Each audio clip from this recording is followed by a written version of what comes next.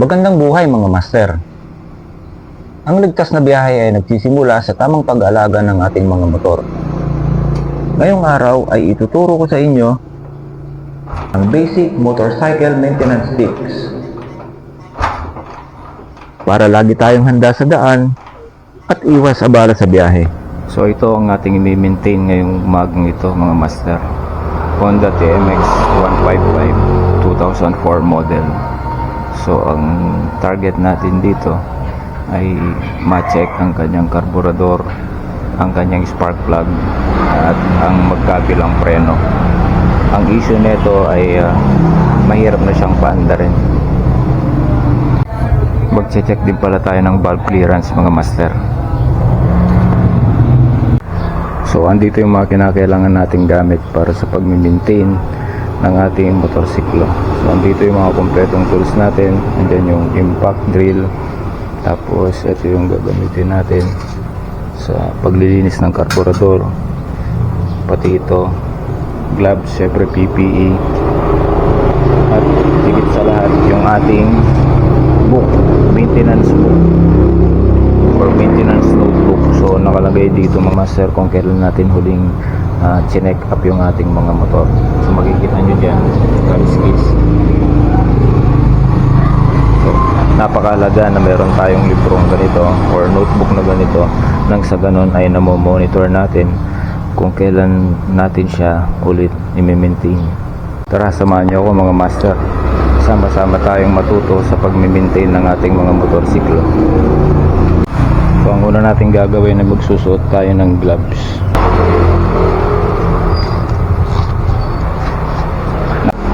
Napakahalaga na gumagamit tayo ng mga ganitong klase ng PPE or personal protective equipment para maproteksyonan ng ating mga kamay sa mga langis at ibang mga chemical sa mga ginagawa nating mga pyesa.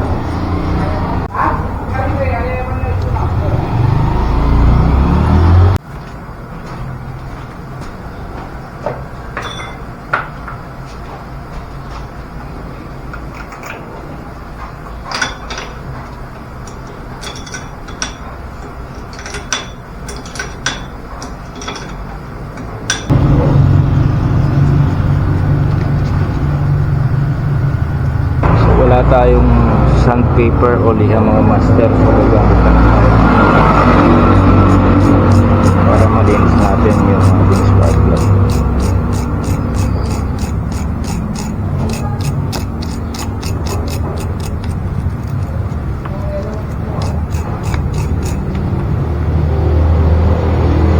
Okay pa naman.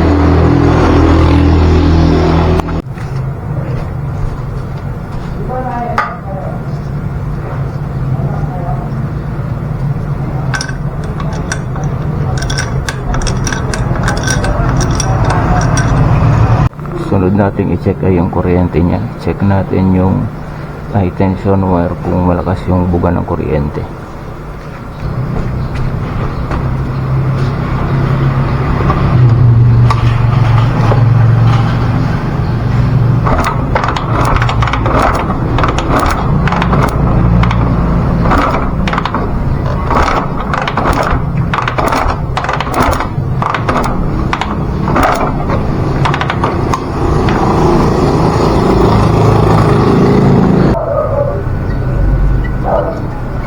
So pagkatapos natin ma-check yung ating swako, babalik natin. Pagkatapos natin ma-check yung spark plug niyan at yung kanyang tension wire at maganda naman yung buga ng kuryente, ito ay nangangahulugan na maganda ang daloy ng kuryente ng motorsiklo natin. So susunod naman natin i-check ay yung mga daloyan ng mga gasolina.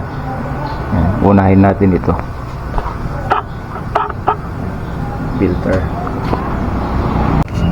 So isasara muna natin yung ating fuel tank gamit ang plies. Tatanggalin natin ito, gagamitan natin ng basahan para hindi siya magasgas.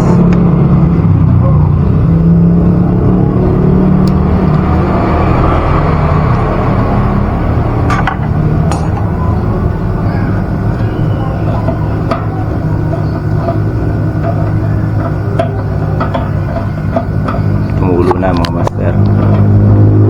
Check natin ngayon kung merong mga residue.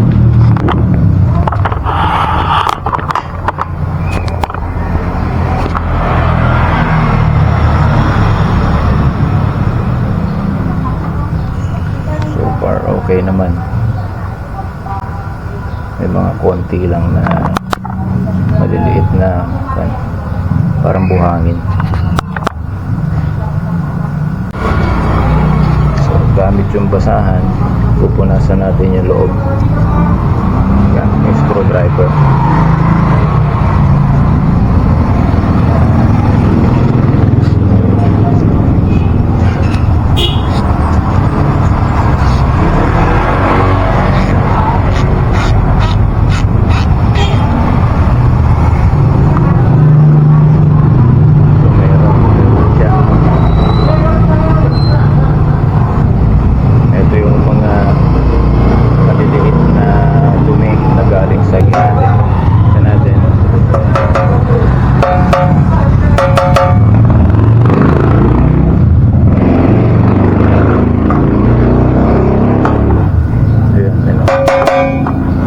Tayo maliliit.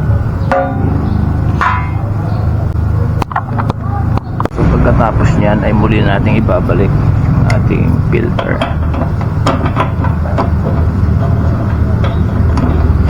Hand tight muna mga master para hindi tayo ma-lost thread. Tapos higpitan lang natin ang pangyan.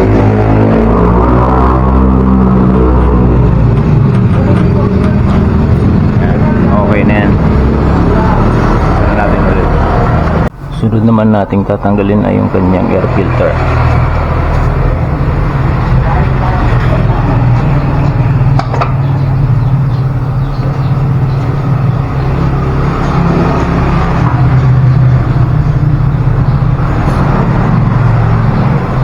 Gamit ang 10mm, tatanggalin natin yung metal cover niya.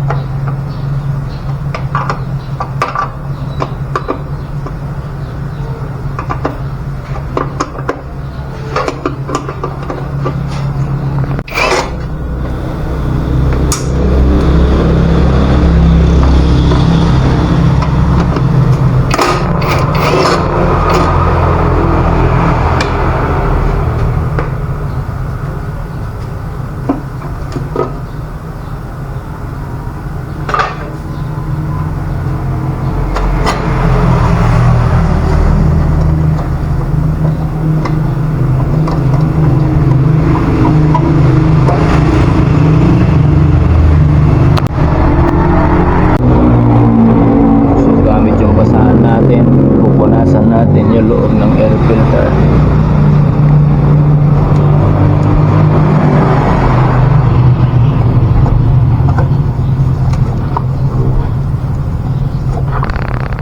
Marami nang namuong mga maliliit ng alikabok bumabara sa air filter natin. Kaya kung minsan na-choke yung ating motor, halos ayaw umandar. Kailangan kasi ng hangin para maitulak yung gasolina papunta dun sa ating carburetor. Gamit yung screwdriver, tatanggalin naman natin itong foam para malinisan natin mabuti. Ganyan lang ang pagtanggal niyan mga master. Iwasan natin na mapunit.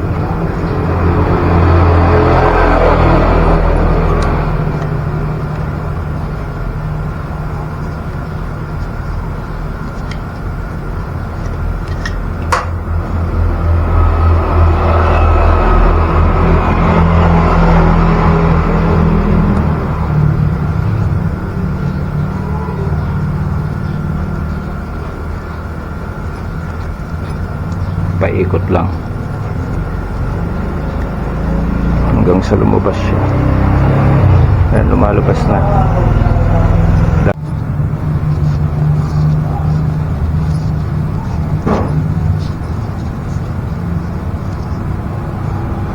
Ayan, hindi na natin maiwasan mapunit yan mga master. Pero mamaya pag kinabit natin yan lalagyan na lang natin siya dito ng wire strap. Ito ay lilinisin natin mga master, babrushin natin. Kung kinakailangan ay hugasan natin ng gasolina. So gamit ang soft brush na ito ay lilinisin natin at babrush natin itong labas at loob ng ating air cleaner.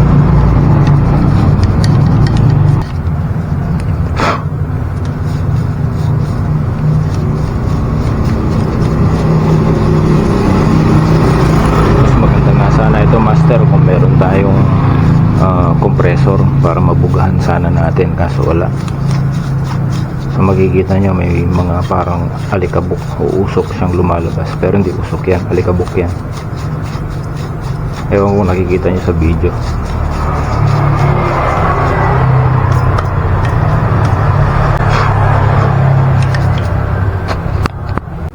Ito na may babrushin din natin. Soft bristles lang ito mga master, kaya okay lang, hindi niya naman niya sisirain.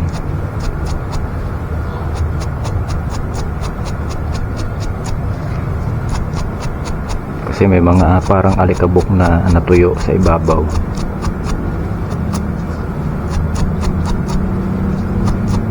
Siguro alikabok yan, tapos siyempre tag-ulan, may moisture, tumitigas. Tapos papagpagin na lang natin.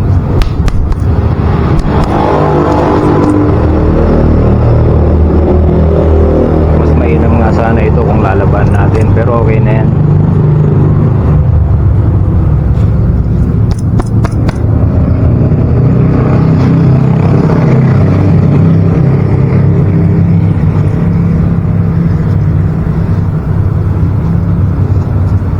Tapos ay dahan-dahan natin siya babalik.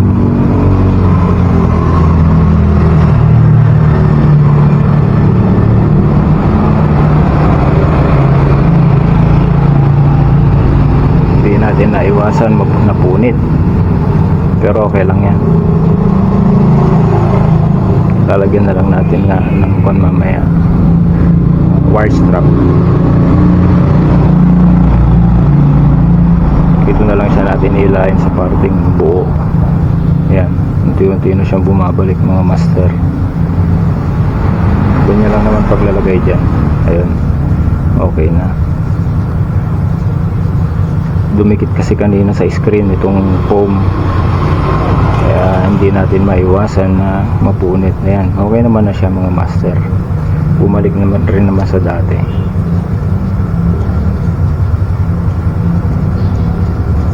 Kahit pa paano makakasala na yan. Lalagyan natin siya ngayon ng wire strap. Tignan natin kung kakasya yung isang buo. Kung ayaw, magdudugtong tayo. Ganito lang yan mga master.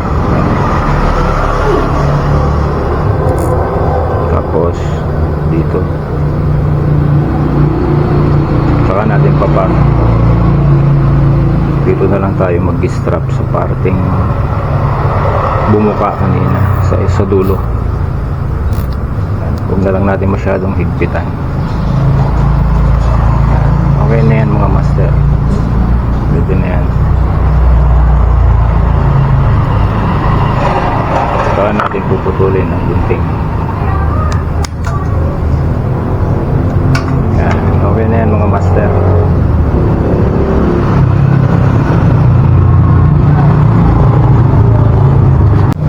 Naman natin ililinisan na yung metal cover niya. Pasensya na mga master, maingay yung mga tricycle dito sa amin kasi nakatutok kami sa kalsada. So ito, makikita nyo may mga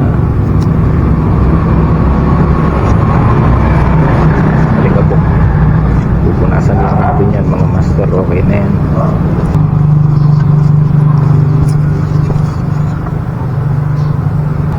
Sunod naman na yung plastic cover. Tignan nyo kung gaano maraming dumi. Ganyan yan. Punas-punas lang. Sabi na yan sa punas-punas. Pag hinugasan natin yan, tutuyuin pa natin bago natin ibalik. Wawashingin pa naman natin yan. nakapenis siya sa kanina, di ba? Ngayon naman ay ibabalik na natin itong air filter natin. Sa paglagay nito mga master, dapat ito ay nasa ilalim. Ewan ko kung tama yung ginagawa ko, pero ganito yung practice ko. Yan.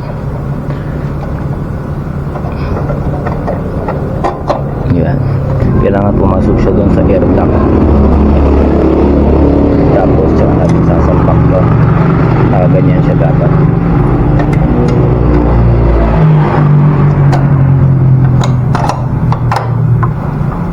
Tsaka natin tutulak. Ayan na.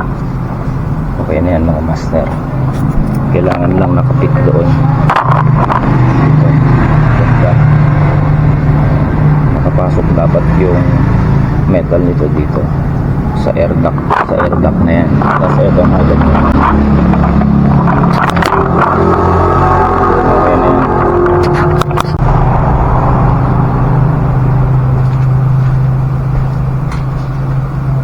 So hand tight muna ako master. Natanggal na ito ng impact drill agad.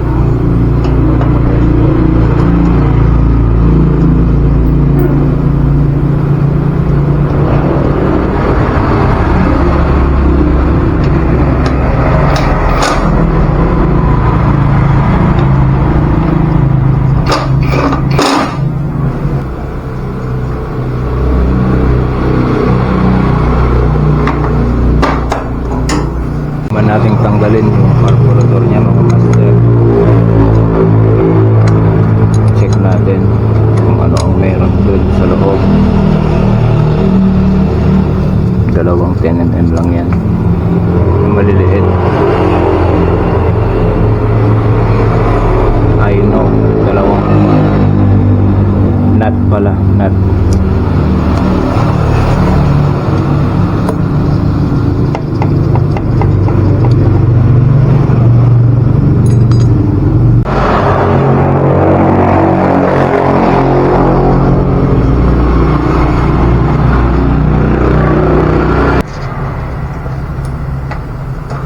Dahan-dahan natin tanggalin yung piston.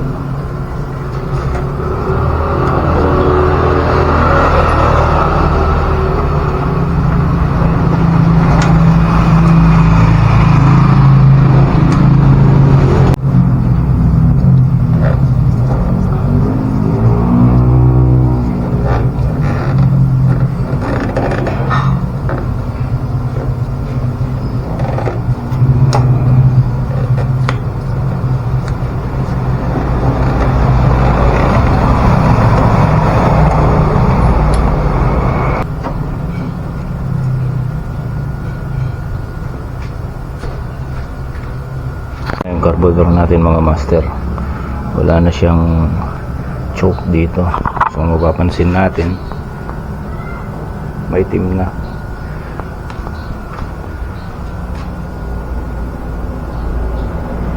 So kailangan natin dito ng carb cleaner, kaso wala tayong carb cleaner. So gagamit na lang tayo mamaya ng gasolina para makalinis. Gagamit tayo na ito.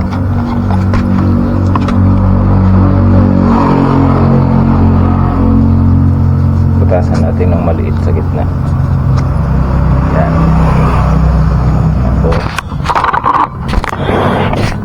kuha tayo ng gasolina.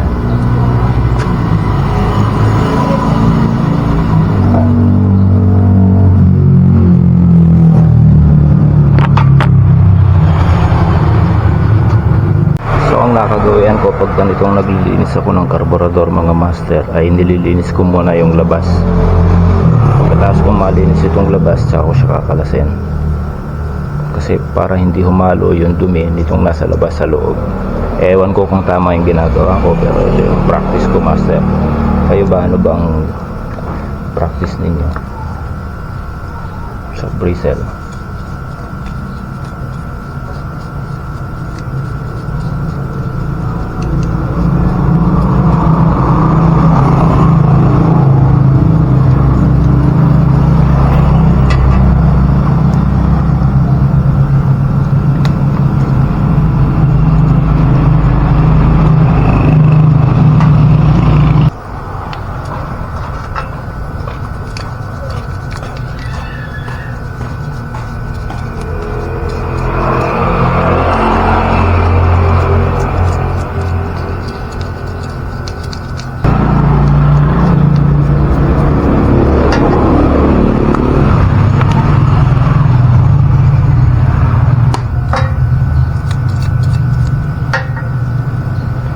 iwasan lang natin mabasa itong o-ring dito. Hindi na natin tatanggalin mga master kasi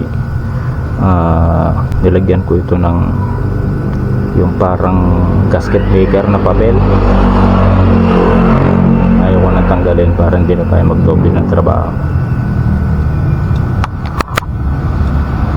Tayo sa kabila.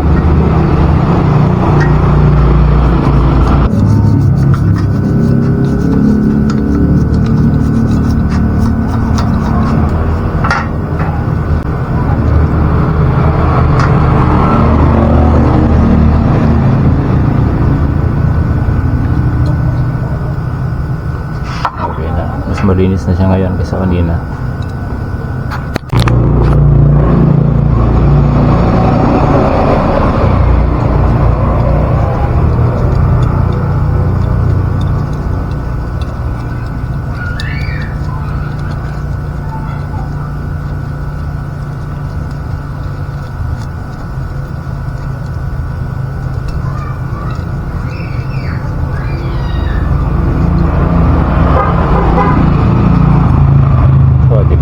Natanggal natin yung mga parang buhangin dito sa labas, hindi siya papasok doon sa loob mamaya pag binuksan natin.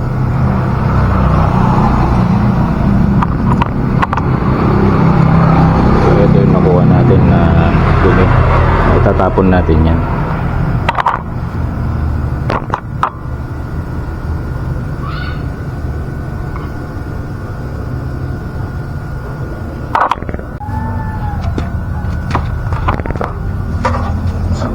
Naman natin ito ngayon.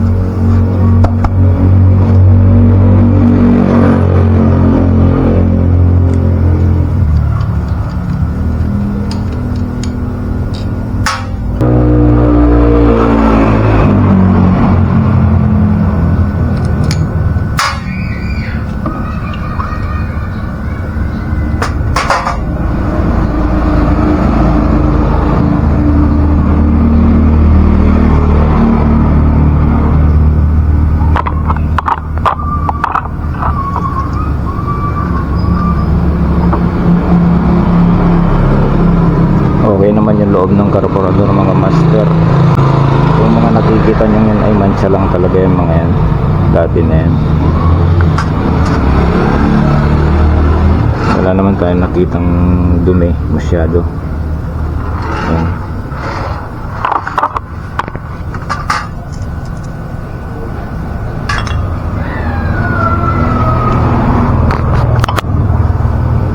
Tanggalin natin yung rubber seal o-ring.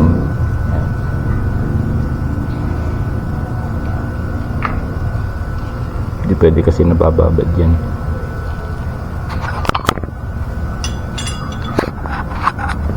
So gamit yung lumang paintbrush, lilinisan na natin yung loob.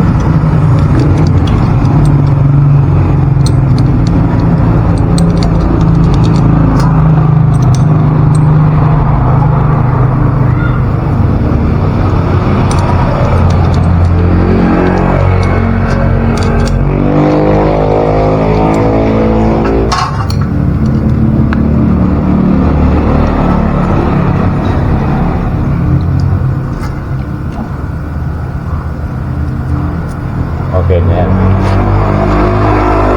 Dito naman tayo.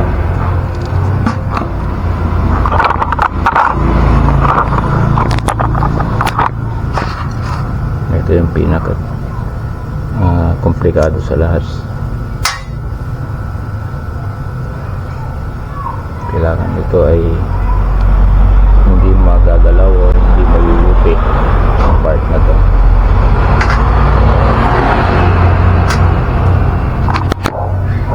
Tapos tatanggalin natin tong dalawang jetix na ito, air jet at fuel jet.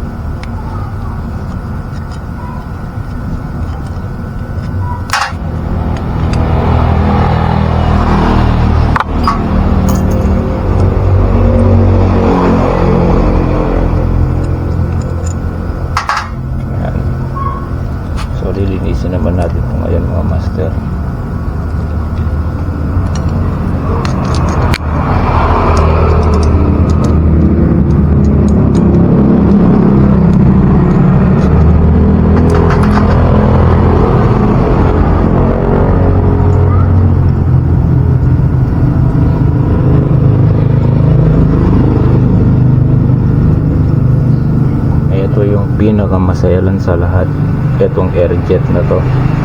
Alam nyo kung ito ba yung slow jet, dahil konting tinga lang dito ng konting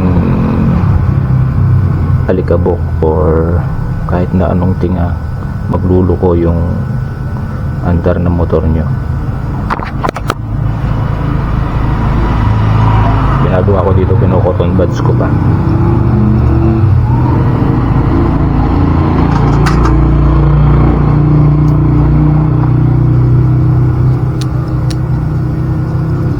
Tapos i-check nyo mabuti itong mga ito kung diretso yung butas.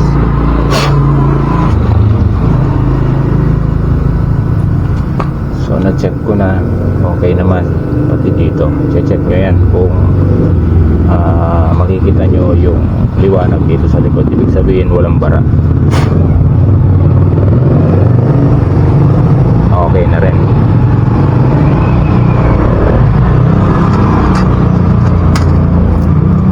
Ito yung dahilan kung minsan or mas madalas kung bakit hindi natin makuha ang timplahin ng mga motor natin.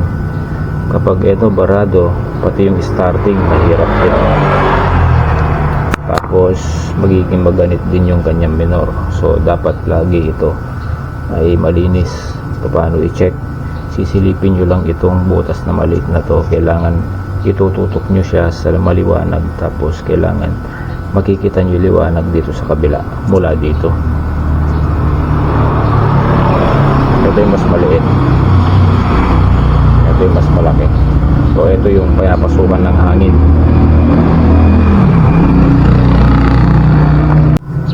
So na-check ko na siya mga master, okay naman. Diretso naman yung liwanag sa kabila, so okay pa rin to.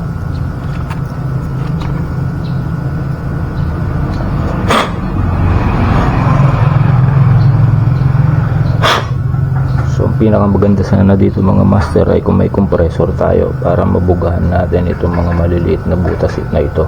Yung mga yan, kaso wala, so pinihipan na lang natin. So pag okay na yung mga yan, ibubukod na natin kasi marurumihan na naman itong lagayan natin.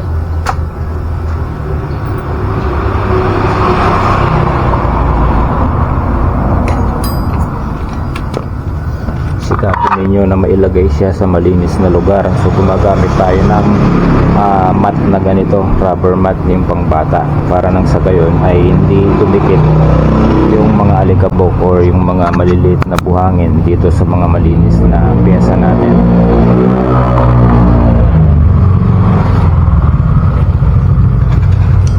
Ito naman ang lilinisin natin ngayon. Sobrang dumi, oh.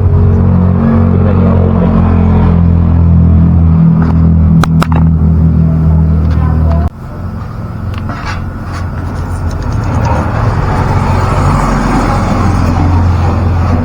Nyo kung paano nagiging maitim yung gasolina natin. O, itim na siya. Ganyan kadaming dumi ang hinihigop ng karburador natin, especially itong dalawang ito. Yan, mahalaga yan, dalawa na yan.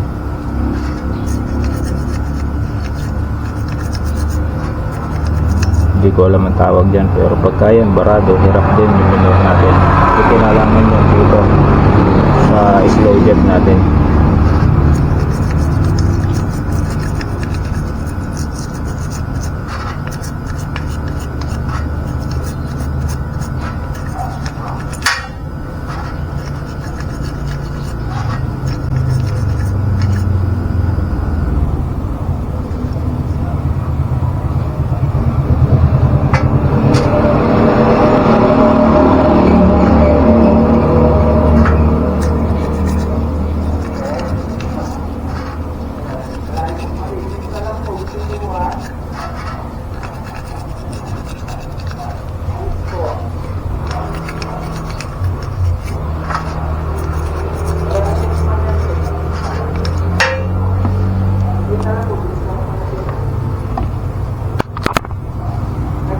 So dito tayo magbubuga para hindi natin masyadong mabasa yung pouring dito.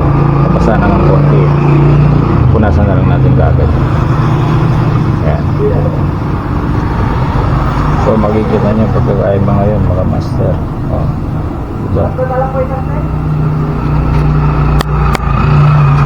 Tignan nyo naman yung pinaglinisan natin kung gaano kadumi. Yan na natanggal natin sa loob. Makikita nyo parang meron pang tubig. Ayun. Ayan. Tubig yan. Mas mabigat kasi ang tubig kaysa sa gasolina.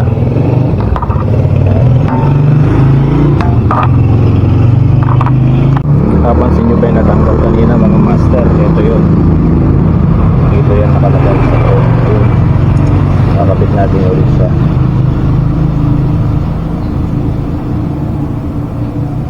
Ayan.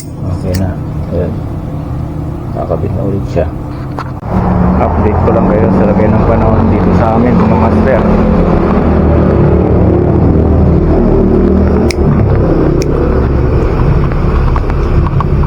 Ayan, makulimlim na naman.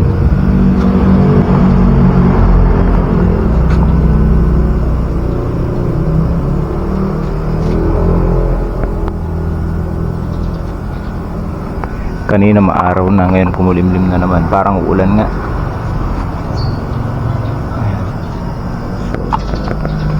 Meron pa tayo dito mga master, X1.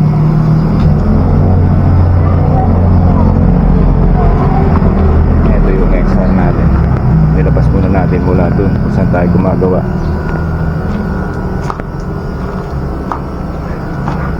Bukod sa mga DIY na mga ginagawa natin, carpentry, masonry, welding, motorcycle repair, troubleshooting, isa sa mga hilig din natin master yung pagbobonsai.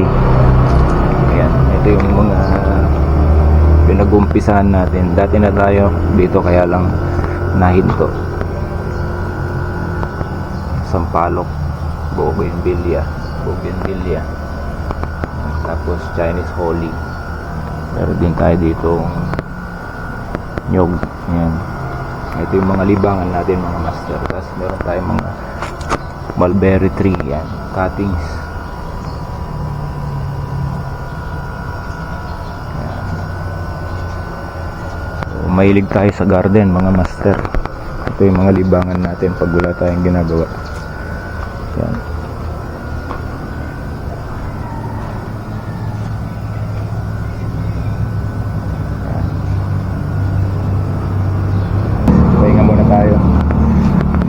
So kanina nalobat tayo, nag-charge tayo ngayon. Red pa siya.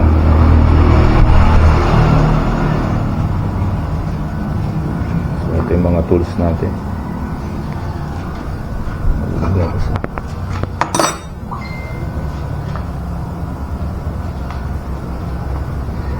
Pahinga muna tayo master. Sakit na likod ko eh. Simbolin na lang naman natin yan. Mamayang konti, patutuyuin lang natin ang bagay. Sisilipin natin ulit yung mga butas kasi pag may tubig or may gasolina pa yung mga butas, hindi natin makikita. Mas magandang pag medyo tuyo, wala naman tayong compressor, kaya patuyuin muna natin. Update ko kayo mamaya mga master. Pakita ko lang sa inyo ingay ng mga motor. Pakita ko lang sa inyo mga master na malinis yung ating jettings. Ayan, makikita nyo, kitang kita yung butas. Naglagay tayo ng flashlight dito. Ayan ang flashlight. So ibig sabihin malinis siya, walang bara. Ito siya mga master. Diba? Pang kabila, tawag natin yung flashlight, tapos ganyan din. Okay din. Kamuting kahoy, bili tayong kamuting kahoy. Ito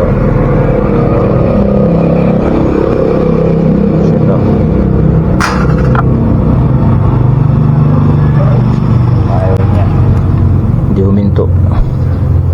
So okay na tong dalawang to mga master, okay na to. Mga ito na lang ang lilinisin natin. Iko-cotton buds natin ito, ito, tsaka ito. So itong cotton buds ay mahimulmul, so lalagyan natin ng konting gasolina, babasain lang naman natin. Tignan nyo, malinis ito. Titignan natin kung meron dumi. Ayun, kita nyo ba? So marumi.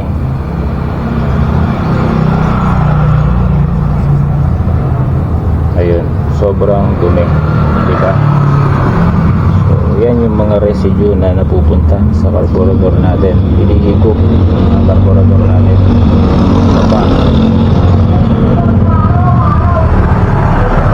Kailan natin yung titigilan kapag hindi na marumi. Matuloy pa rin. Pangalawang cotton buds. Pangalawa, ayan. Basahin natin ng konti ulit. Saka natin ikot. Ayan, makikita nyo, konti na lang. Halos wala na. Pag gaganyan, okay na yan.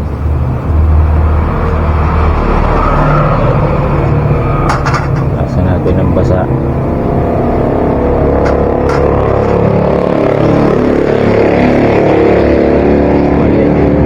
Basahin pala natin ang gasolina. So, makikita nyo, okay na. Wala na. Wala na. Dito naman tayo sa kabila. Mayroon din. Makikita nyo. Galing yan dito. Ganyan lang master ang paglilinis. Hindi ko pa nakikita ito sa mga ibang mga nagme-maintain. Hindi sila nagko-cotton buds. Oh, tingnan nyo kung gaano kadumi mga master. Tanggal ulit yung ano.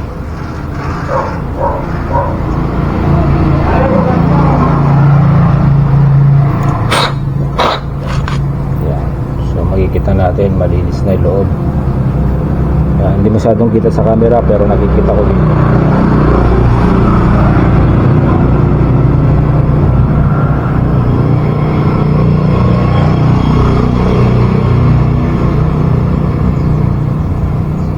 Yan, malinis na. So ito natanggal ulit. Makulit tong balik na to eh. Kabit natin. Ganito lang yan. Gumagamit tayo ng chami. Tapos natin lalagay doon. Hindi ko alam kung anong tawag dito sa part na ito. Pero dito pumapasok yung needle ng ating carburetor. Yung karayom ba. Medyo mahirap siyang lagay.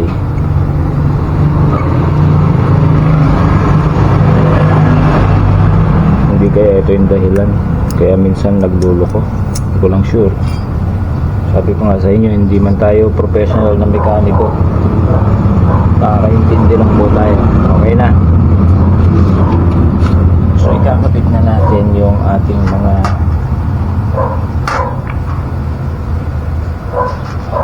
ito part na ito ay dapat malinis din. Paano natin malalaman master kung sira na to kapag meron ng gatla dito sa part ng rubber na ito? So atin okay pa naman, wala pa siyang gatla master. Ayan. Wala pa namang gatla, so okay pa siya. Kapag may gatla kasi ito, yan, ang mangyayari, mag-overflow yung ating gasolina. Ito kasi ang nagko-control ng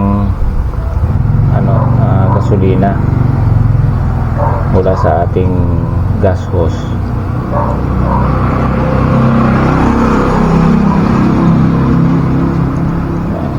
Comment nyo nga mga master kung anong tawag dito.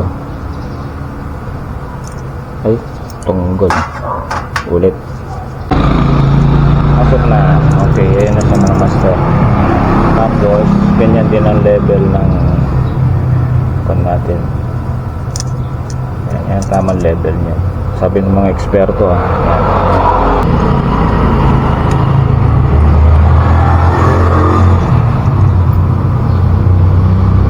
So, sa pag-iipit nito mga master ay katamtaman lang. Tapos, itong slow jet natin. Pasok natin na ganoon. Hand tight muna tayo. Tapos, tsaka natin gagamitan ng maliit na flat na screwdriver. Kakaulan na. Umulan na. Kakabit na natin mga master. Ayan. Umulan na mga master.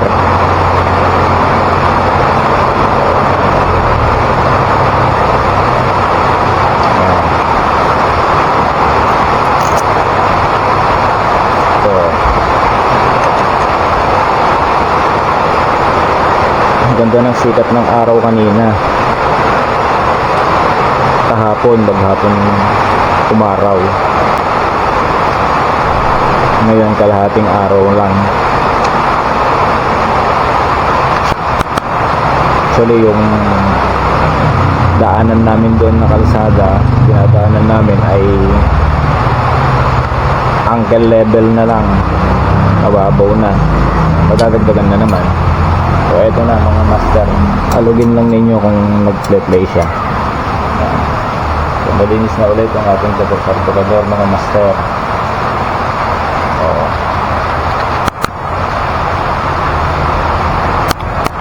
May problema tayo mga master. Eto, sinalat ko siya, lubog lang masyado yung o-ring natin. So dati kasi ito ginamitan ko lang siya ng gasket maker pala, hindi pala yung papel. Yung kulay ito. Yan, parang tawag dito silicone, kulay red. So ngayon wala tayong gasket maker. Problema ito. Ito pala master, nakakita tayo ng o-ring pero sa tingin ko ay mas maliit siya. Hindi siya papasok sa butas, nahulog pa. Ito, pagka pinasok natin siya sa butas, nahulog ulit. Oh no. Ayan, ganyan siya. Alanganin. So naisip ko dahil wala tayong gawa tayo ng ito, asbestos yata ito. Gawa na lang tayo. Try natin. Ganyan lang naman yan. Ayun, natanggal ulit yung ating tanggal ulit siya. Mamaya kakabit natin yan master.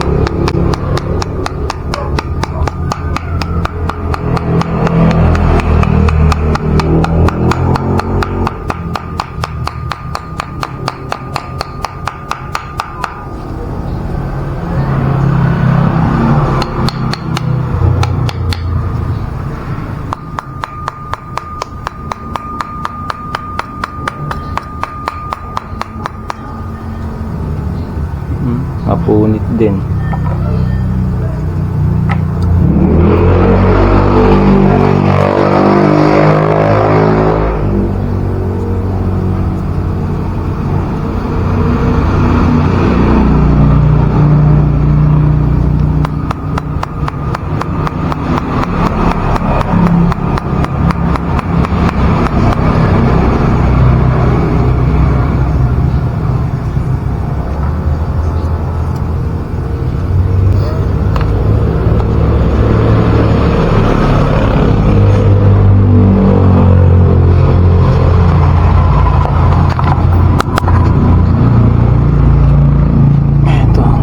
Tayo ng may butas. Ayun. So DIY tayo. So panindigan natin ang pagiging DIY natin.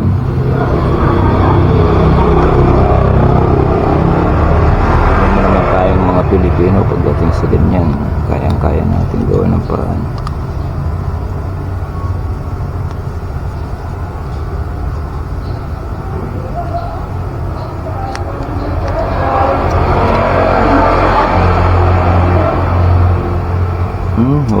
Wala talagang pag-asa, napunit pa rin. Problema ito.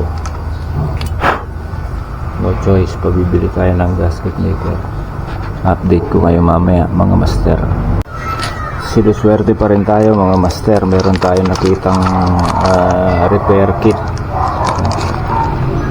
sa ating toolbox. So, nakakita tayo na ito ang sagot sa problema natin. Ayan, kasya siya. Ayos. May kakabit na natin. Isa nga pala mga master, binago natin yung pagkakakabit nung nalalaglag kanina. Yun, kita nyo ba? Mas maliit na siya ngayon. Kasi pala ito pala ay nakakabit doon sa loob. Tinutulak siya nung fuel jet. So ayan na yung tama. So pwede na natin ibalik ito mga master. Ito nga pala, siguraduhin ninyo na malinis para maganda yung play ng ating piston ng ating carburetor. Okay na to.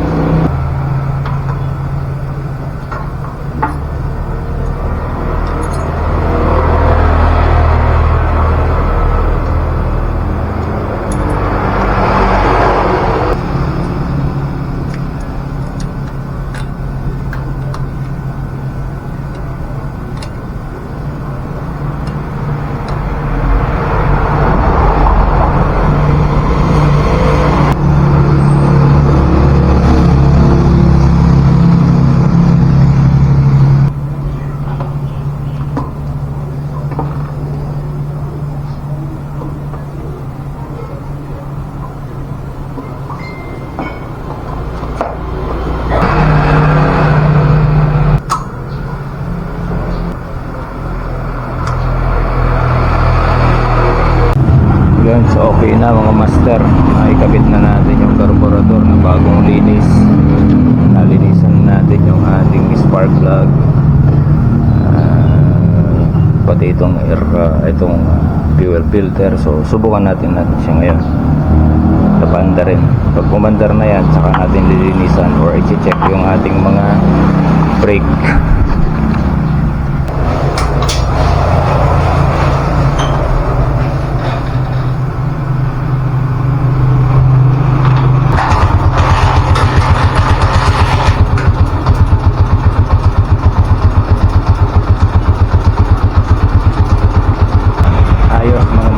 One click, bumalik yung dating one click nya. Check pa natin isa.